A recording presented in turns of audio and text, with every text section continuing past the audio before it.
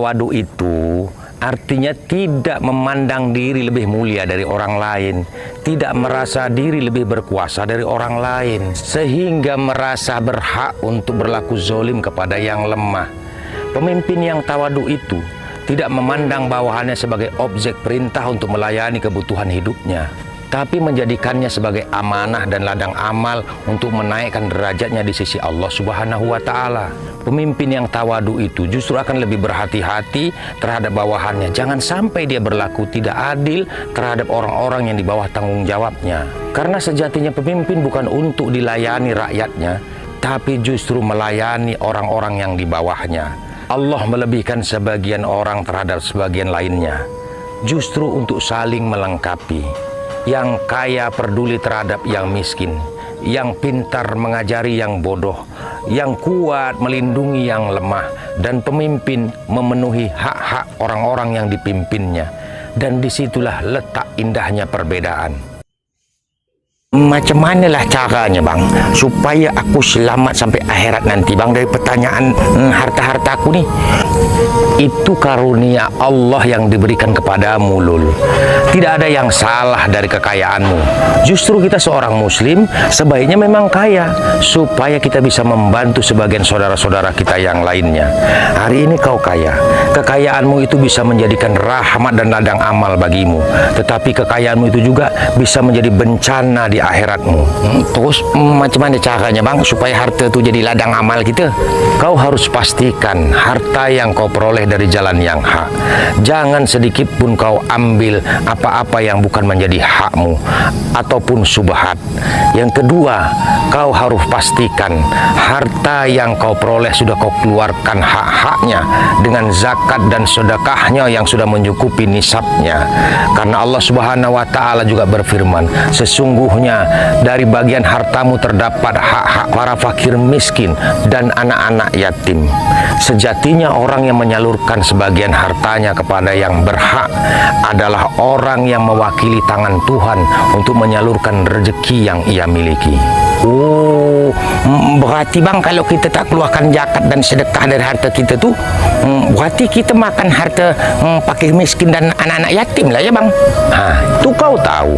Dan yang ketiga Lul, kau harus pastikan harta yang kau miliki kau pergunakan kepada yang diridhai oleh Allah Subhanahu wa Ta'ala.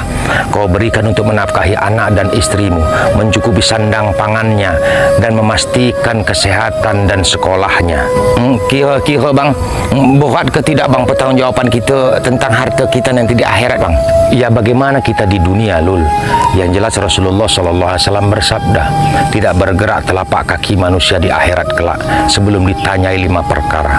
Umurnya bagaimana ia habiskan, masa mudanya bagaimana ia pergunakan, hartanya dari mana ia dapat dan bagaimana ia gunakan, ilmunya sejauh mana ia amalkan. Kalau usaha dan kerja kerasmu, doa dan ibadahmu belum mampu merubah kehidupanmu, mungkin saja pintu rezeki langit dan bumi belum terbuka untukmu. Nah, itulah sebabnya makanya kami ini datang kemari bang. Kira-kira apalah kuncinya itu bang? Ada 3 kunci kesuksesan yang harus kalian miliki. Kalau kalian pegang 3 kunci ini, maka bukan hanya kehidupan dunia kalian yang akan selamat, namun kejayaan akhirat pun akan kalian peroleh. Tapi yang ku dengar dari Ustadz itu kuncinya cuma 1 Nyok. Tapi kenapa kata Bang Udin ini 3? Apa enggak kebanyakan itu Nyok? Mungkin yang 2 lagi Ustadznya lupa bos. 3 kunci kebahagiaan ini harus kalian miliki bersamaan. Kalau tidak, maka kalian tidak akan pernah mendapatkan kebahagiaan hakiki di dunia dan akhirat sebelum kalian bahagiakan 3 orang ini. Yang pertama, emak. Jangan pernah kalian bermimpi bisa mendapatkan kebahagiaan di dunia, apalagi di akhirat, seandainya kalian hari ini tidak mendapatkan ridho dari emak. Mulai hari ini, coba kalian ingat-ingat. Mungkin kita pernah menyakiti hati emak. Mungkin lisan kita pernah menyinggung hati emak. Mungkin kita pernah menitiskan air mata emak. Ketika itu terjadi, maka sudah dipastikan pintu langit dan surga akan tertutup rapat-rapat. Karena Allah meletakkan ridhonya pada telapak kaki emak kita orang yang mengandung kita selama 9 bulan 10 hari, orang yang rela menumpahkan darahnya untuk melahirkan kita, yang menjadikan air susunya sebagai daging dan darah yang mengalir di tubuh kita. Manusia satu-satunya yang rela menukarkan nyawanya untuk kehidupan kita. Dia yang rela menahan laparnya demi kita. Dia yang rela menahan rasa kantuknya di malam hari ketika kita menangis. Cuma dia yang rela menampung kotoran kita dengan tangannya sekalipun ia sedang makan. Andai hari ini ia tak bahagia karena kita, maka jangan pernah bermimpi dan berharap kita bisa menemukan kebahagiaan di dunia, berlebih-lebih nanti di akhirat dan masuk ke dalam surganya Allah Subhanahu wa Ta'ala. Andai hari ini kau tak tahu apa yang harus kau lakukan terhadap emakmu, maka pulanglah temui emakmu saat ini juga. Peluklah ia, ciumlah tangannya dan pintalah kerelaan atas segala kesalahan-kesalahan kita. Buatlah ia tersenyum, buatlah ia merasa bangga telah melahirkan anak seperti kita. Yakinlah, pada saat itu Allah juga akan tersenyum memandang kita dan akan membuka segala pintu rezeki bumi dan langit untuk kita. Yang kedua adalah ayahmu, orang yang selama ini berjuang sehingga kita berani dan mampu menegakkan dada di hadapan orang-orang, yang setiap suapannya adalah dari hasil jerih payah dan keringatnya, yang mungkin ia peroleh dari hasil menjual harga dirinya. Cuma ayah yang rela mengorbankan kebahagiaannya demi kebahagiaan kita. Cuma ayah yang rela menundukkan kepala di hadapan orang agar kita berani mengangkat kepala di hadapan teman-teman kita. Tak peduli bagaimana pakaiannya, asal kita bisa berpakaian dan layak bangga dengan pakaian kita. Dia yang tak pernah mengenal panasnya terik matahari dan dinginnya air hujan, hanya untuk melindungi tidur kita. Dia yang menahankan hinaan dan cacian di luar sana, bahkan deraan fisik ia tahankan, hanya untuk mengukir senyum di wajah anak-anaknya. Yang ketiga, pasangan kita. Allah katakan di dalam Al-Quran, ku anfusakum wa ahlikum naro. Jangan pernah bermimpi kita temukan kebahagiaan di dunia, berlebih-lebih di akhirat kelak, jika pasangan hidup kita tak pernah merasakan bahagia hidup bersama kita. Jangan pernah berharap mendapatkan kebahagiaan jika lidah kita masih sering menzoliminya, jika sikap kita masih sering menyakitinya. Seorang suami tidak akan pernah mendapatkan ridha Allah sebelum ia mampu membahagiakan pasangannya. Begitu juga sebaliknya. Jangan pernah berharap seorang istri mendapatkan surganya Allah sebelum ia mendapatkan ridho dari suaminya. Ingat, seorang istri rela mewakafkan sebagian hidupnya untuk mendampingi hidupmu, berbakti kepadamu, melayani segala keperluanmu, maka pastikan ia bahagia karena kasih sayangmu. Begitu juga seorang istri, sekalipun suamimu hari ini belum mampu memenuhi segala impian-impianmu, tapi lihatlah, hari ini dia tetap berusaha untuk memenuhi kebahagiaan istri dan anak-anaknya. Inilah kunci kebahagiaan dunia dan akhiratmu yang tak bisa ditukar dengan ibadahmu, dengan zikirmu, dan sebanyak apapun sedekahmu. Maka pulanglah, raihlah kunci kesuksesan dunia dan akhiratmu.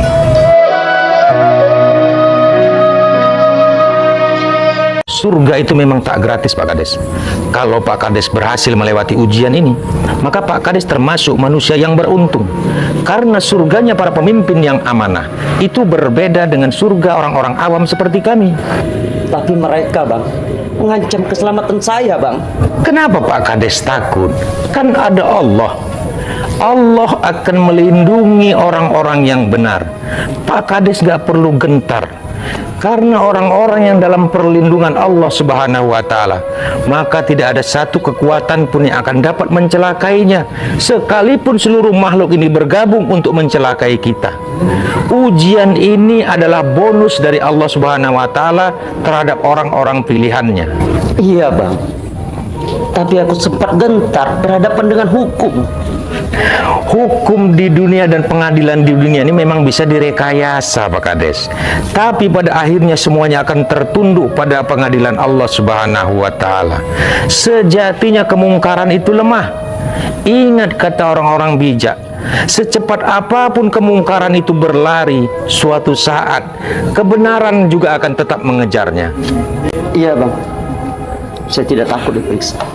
Kena anggaran desa, semua saya gunakan dengan amanah. Alhamdulillah, saya yakin itu Pak Kades. Dan saya merasa iri dengan kepemimpinan Pak Kades yang tulus kepada rakyat. Seandainya semua pemimpin itu tahu bagaimana surganya Allah sediakan, maka tidak akan ada satu pemimpin pun yang akan berani berkhianat terhadap amanah itu. Bahkan beda satu subhanallah saja, itu sudah sangat membedakan nikmat di surga. Konon pula surga pemimpin dan rakyatnya. Dalam riwayat hadis qudsi, Allah Subhanahu wa taala pernah menceritakan seseorang yang sedang berjalan di dalam surganya Allah Subhanahu wa taala. Tiba-tiba terjadilah satu air di atas lidahnya. Dan dia begitu terkejut dengan nikmat yang begitu luar biasa, yang dia tidak pernah rasakan nikmat itu di surganya. Lalu dia bertanya kepada para malaikat, "Wahai malaikat, air apakah yang menitis di lidahku?" Maka malaikat itu berkata, "Wahai Sipolan, sesungguhnya air yang jatuh di lidahmu itu adalah air cuci tangan dari saudaramu yang berbeda amalan satu subhanallah saja." Masya Allah, satu subhanallah saja sudah membedakan antara air minum dan air cuci tangan saudara kita. Lalu bagaimana dengan surga pemimpin yang amanah, dengan surga rakyat-rakyat yang awam? Bersyukurlah Pak Kades dengan amanah yang Allah berikan ini.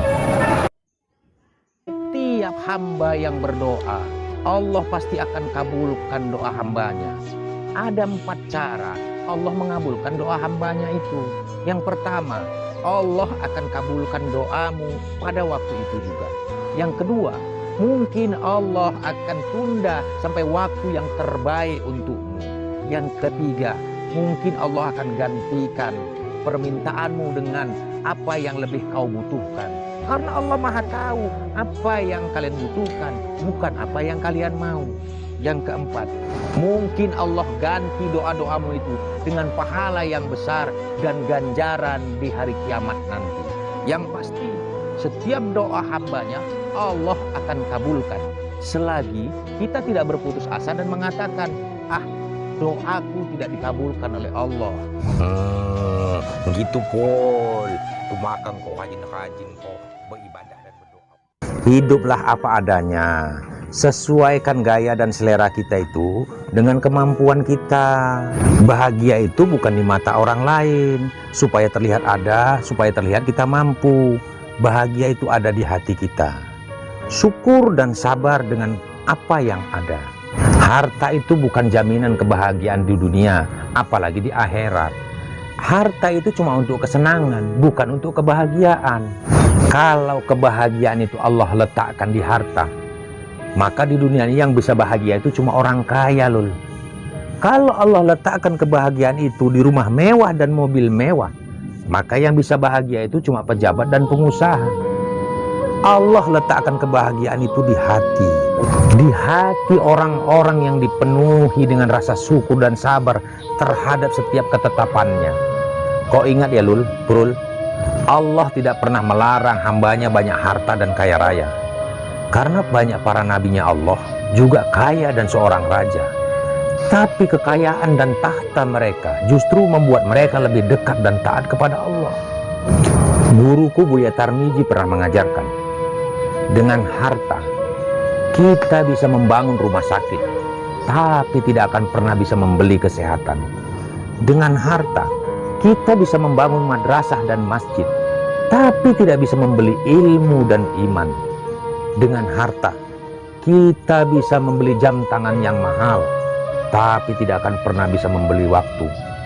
Dengan harta juga kita bisa membayar pengawal, tapi tidak bisa membeli keselamatan. Dan dengan harta kita bisa membeli kesenangan, tapi bukan kebahagiaan. Maka bertobatlah kalian, karena tangisan para pendosa lebih dicintai Allah daripada sombongnya para ahli ibadah. Seorang istri, tetaplah melakukan yang terbaik terhadap suamimu. Istri adalah pakaian bagi suaminya dan suami adalah pakaian bagi istrinya. Maka tetaplah kalian saling melengkapi. Pasangan yang baik itu bukan pasangan yang mampu menerima kelebihan pasangannya, tapi dia yang mampu memahami kekurangan dari pasangannya. Barang siapa yang mampu menerima kekurangan dari pasangannya, sejatinya dia sedang menambah satu kelebihan pada dirinya sendiri. Memang rasa cinta itu akan membuat kita seolah-olah menjadi orang yang terkaya di dunia. Oleh karena itu maka jagalah rasa cinta itu. Nah, kekayaan yang kalian dapat hari ini adalah bonus dari rasa cinta kalian. Oleh karena itu tetaplah pelihara dengan tidak berpikir negatif dan cemburu tanpa alasan. Iya, Bang. Oke, dengarkan baik-baik.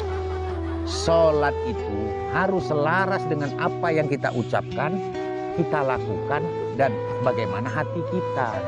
Itu makanya ada ruku, ada sujud, dan tumakni. Nah, sekarang aku tanya sama kalian.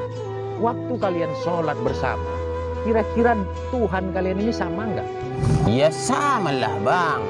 Sama-sama Allah Subhanahu wa Ta'ala. Belum tentu, Bro. Karena Rasulullah pernah mengatakan, Bro, apa yang kalian ingat di dalam sholat kalian, maka itulah Tuhan kalian. Hakikat sholat itu adalah mi'rajnya seorang hamba kepada penciptanya, menghadapnya seorang hamba kepada raja dari raja-raja di dunia dengan penuh rasa hina, takut, dan rasa dosa yang begitu besar kepada pencipta yang maha suci. Ketika kita ruku, lidah kita mengucapkan, mengagungkan keagungan Allah. Maha suci Engkau ya Allah, Tuhan yang maha agung. Tapi bagaimana kita bisa mengagungkan Allah kalau kita tidak merasa rendah di hadapannya? Ketika kita sujud, lidah kita memuji Allah dan meninggikannya. Maha suci Allah, Tuhan yang maha tinggi. Tapi bagaimana kita bisa meninggikan Allah kalau kita tidak merasa hina di bawahnya? Itu maknanya ada tumakninah di setiap gerakan, supaya kita benar-benar bisa merasakan kehambaan di hadapannya. Maksudnya macam mana Bang? Biar sempol nih, paham? Orang yang melaksanakan hakikat sholat, dia akan membuang sifat-sifat di luar sholat dari sholatnya. Sifat angkuh, sombong, ria, takabur, dan serakah, serta semua penyakit hati. Dan orang yang menjaga hakikat sholatnya, maka dia akan membawa hakikat sholat, sifat-sifat sholat ke dalam kehidupannya sehari-hari. Menjaga kesucian jasmani dan rohani, selalu tawadu dan tundukkan pandangan. Menjaga kesucian, banyak berzikir, membaca Al-Quran. Insya Allah, maka Allah dan sholatmu akan menjagamu dari perbuatan keji dan mungkar. Memahami bahwa sholat adalah menghadapnya seorang hamba kepada raja dari segala raja. Komunikasinya seorang hamba kepada yang maha mendengar. Ruang keluh kesah seorang hamba kepada yang maha mengetahui. Meletakkan sepenuhnya jiwa dan pikirannya hanya kepada Allah. Dengan pengakuan sebagai hamba yang begitu rendah di hadapan raja dari segala raja. Seolah-olah engkau melihat Allah. Namun sekalipun engkau tak dapat melihat Allah, tapi yakinlah bahwa Allah melihatmu, bahwa Allah mendengar setiap detak jantungmu. Ketika lidahmu mengucap Allahu Akbar, maka hatimu harus mendahului dengan mengakui bahwa begitu kecilnya kita di hadapan Allah yang tiada banding. Kau tahu betapa kecilnya kita di hadapan Allah, bahkan bila dibandingkan dengan ciptaannya seperti matahari.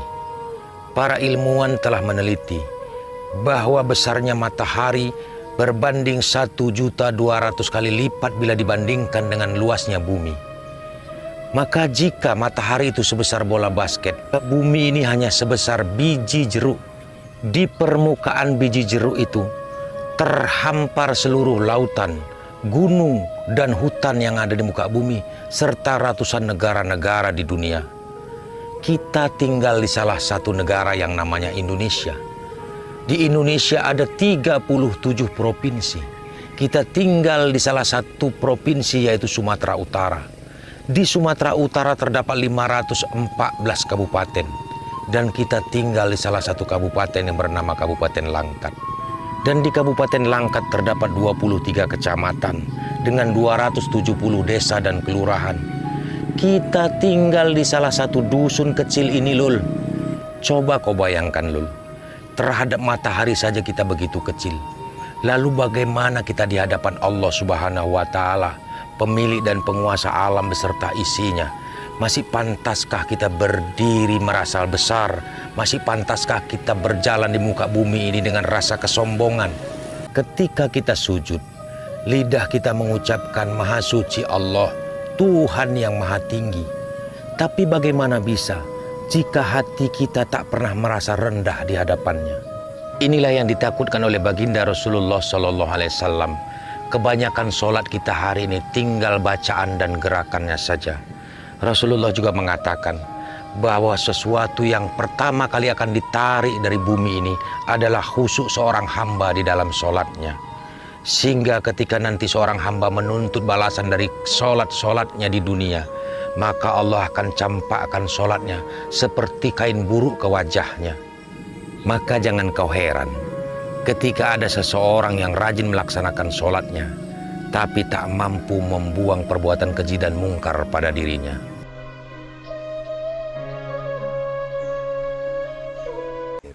Kunci dan gembok itu harus sama-sama bagus. Anak kunci itu diumpamakan seperti suami yang pergi kemanapun, tapi tak boleh lupa untuk pulang ke rumah. Sementara induk gemboknya diumpamakan seperti seorang istri yang harus setia menjaga amanah suami, tidak membenarkan siapapun membukanya, apalagi masuk ke dalam rumahnya. Tapi kalau suami yang berkhianat di luar tuh, cemana pula, Bang? Anak kunci yang baik itu pasti tahu bahwa ia hanya cocok untuk gembok yang ia tinggal di rumahnya. Begitu juga sebaliknya. Tapi payah mau percaya gitu aja, Bang. Kadang-kadang ada aja masalah yang bikin bertengkar. Itu biasa, Mir. Justru kadang-kadang dengan pertengkaran itulah kita bisa saling mengenal bagaimana pasangan kita. Tapi jangan berlebihan. Karena seorang istri pasti akan menuntut kesempurnaan kepada suaminya. Begitu juga seorang suami pasti akan menuntut kesempurnaan seorang istri. Padahal Allah Subhanahu wa Ta'ala menyatukan kita justru untuk melengkapi kekurangan kita masing-masing. Satu kali penglihatan memang lebih terpercaya daripada 1000 kali mendengar. Tapi kau ingat, 1000 kali pun penglihatan akan tetap kalah dengan satu kebenaran. Oleh karena itu, kau cari dulu kebenaran itu dengan cara berpikir positif.